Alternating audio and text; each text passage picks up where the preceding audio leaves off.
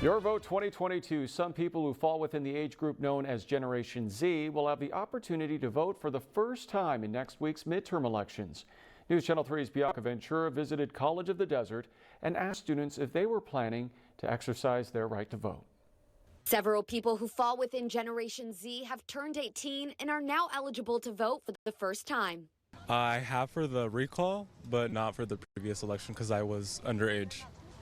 Although some young voters are excited to make their vote count come November 8th, others aren't planning on casting their ballots. It's just honestly, I feel like I'm too young to get into politics yet. I don't really know most of the politics and how everything works. So even if I vote, it'd be a blind vote. Some Gen Z students feel discouraged based off of what they've seen in previous elections. I think there's like another party that votes, like electoral votes over the people's vote. So I think that's why I don't vote. It's because somebody else's vote matters more than my vote.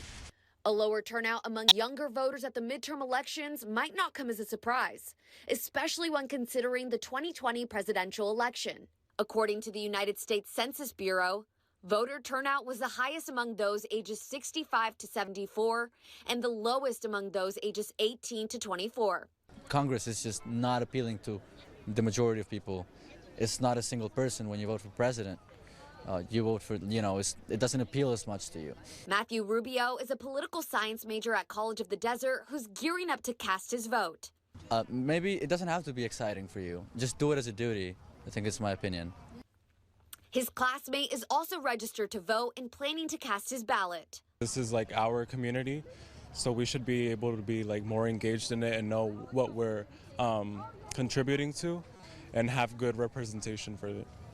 Many students I spoke to expressed they were either too busy or not interested enough in politics to participate in the upcoming midterm election. Many students adding that voting could be much more appealing. That was Bianca Ventura reporting. Same-day voter registration is available for those who are interested in casting their ballot November 8th. Voters can request a ballot in person at a county elections office or at a polling location. You can find a list of voting and ballot drop-off centers in Riverside County at kesq.com.